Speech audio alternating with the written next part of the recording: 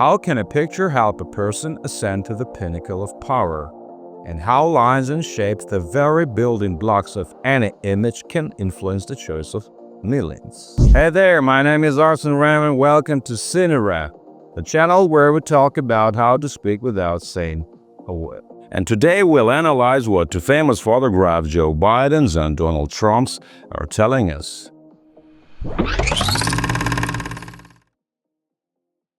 So, on January 20th, Donald Trump was inaugurated as the 47th President of the United States. Despite all the backlash, things like dividing the country, threatening democracy, manipulation, straight-up lies, he still managed to beat the Democratic candidate Kamala Harris.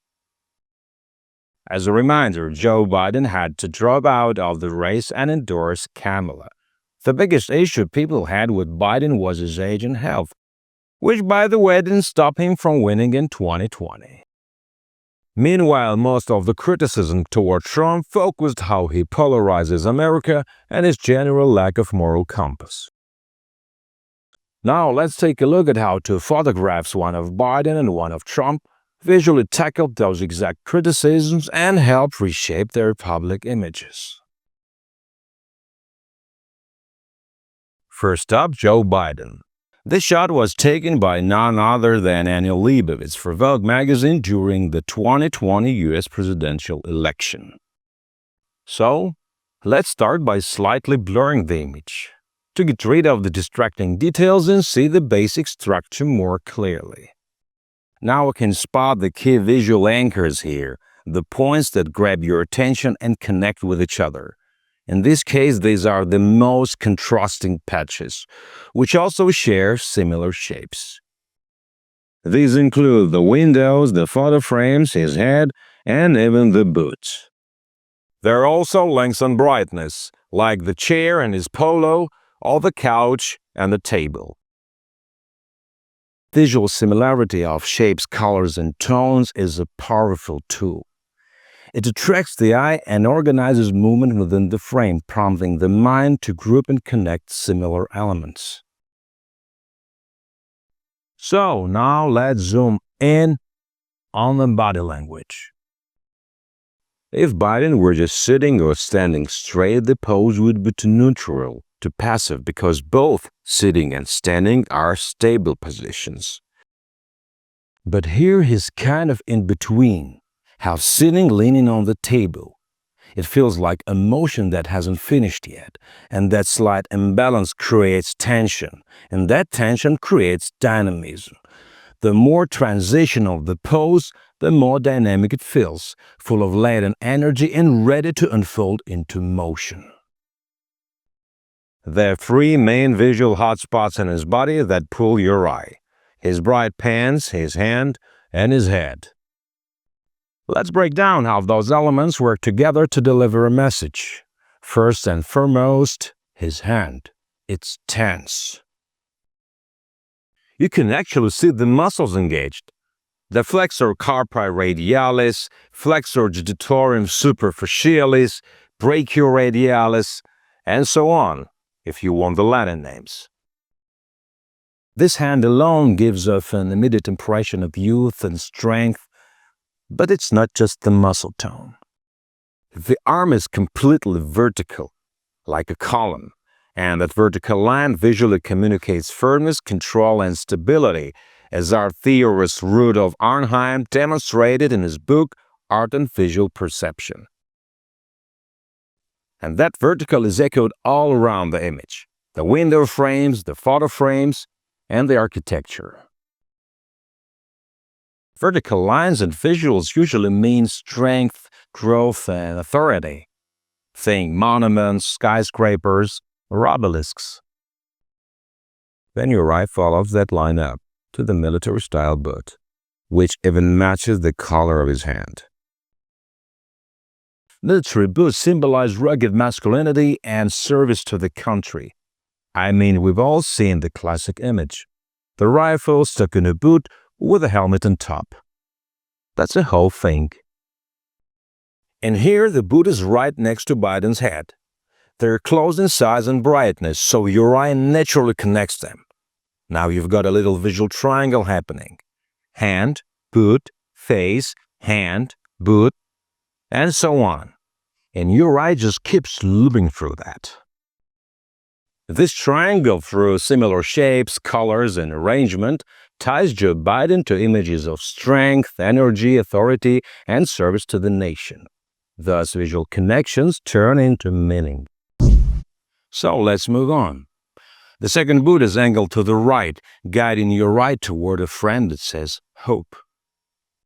That movement is reinforced by the rectangular shapes: the boot, the frame, the window panel, and finally the frame with the word itself. Now, once your eye hits the edge of the image, it can't go any further. So it returns back to the image of the boots, or drops down to a frame photo of a cyclist. From there, it moves through the wall decor and loops back toward the boots again through the geometry of the window. It's all carefully composed to lead your eye, make you wonder, but always bring you back to the key symbols. Now let's turn our attention to the foreground, to how it supports the overall mood and message of the photograph.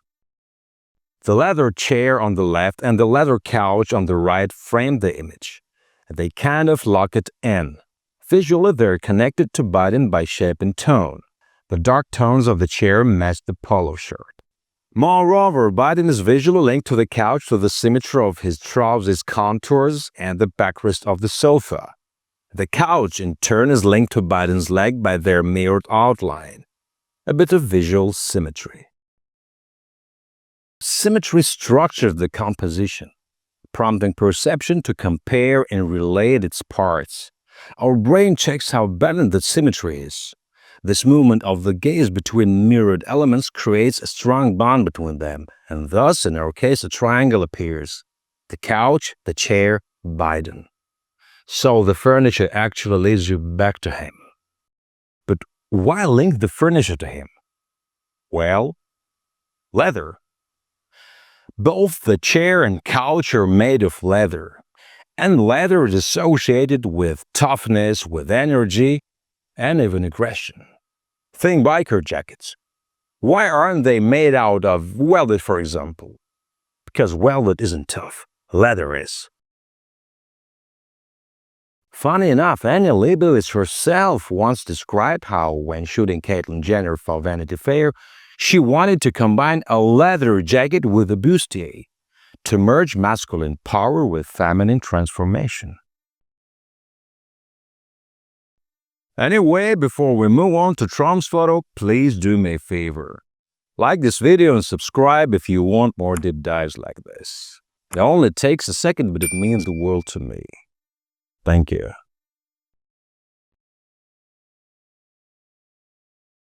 Now, let's analyze Donald Trump's photo.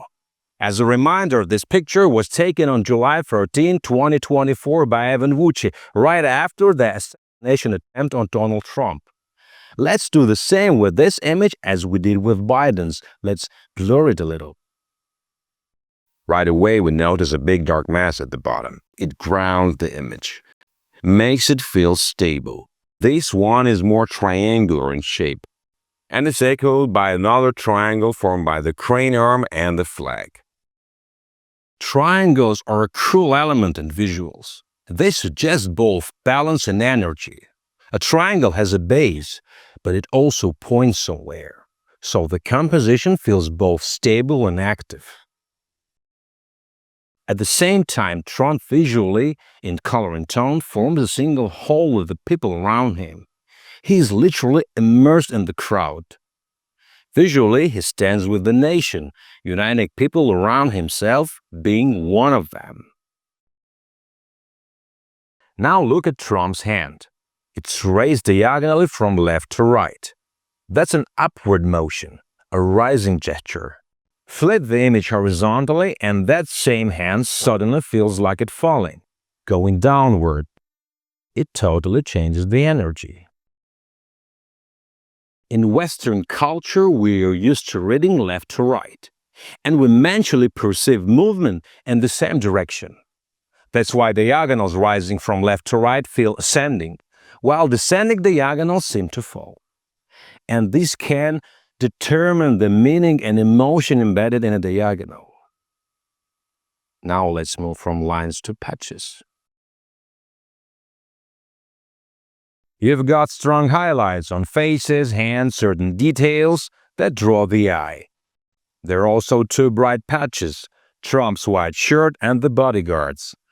That symmetry reinforces the feeling of order and strength.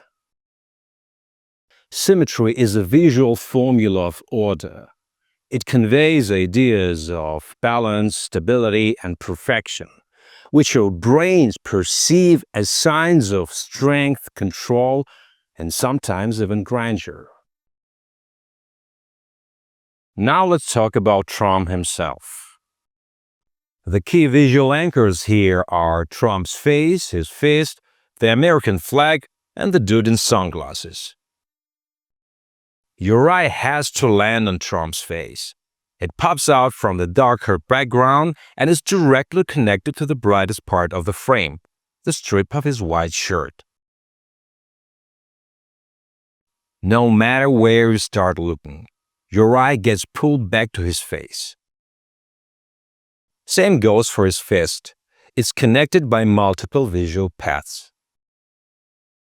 The actual arm, of course, the crane arm diagonally pointing that way, the color and brightness match between his face and hand, and his shirt sleeve leads right into the fist. It's like a visual highway. Also, his shirt and the bodyguard's shirt visually echo the stripe of the flag, tying their figures to the American identity. The entire layout of lines and shapes just keeps bouncing your attention between the face and fist again and again. Besides, here's a neat trick. Trump is the only person whose eyes we can actually see.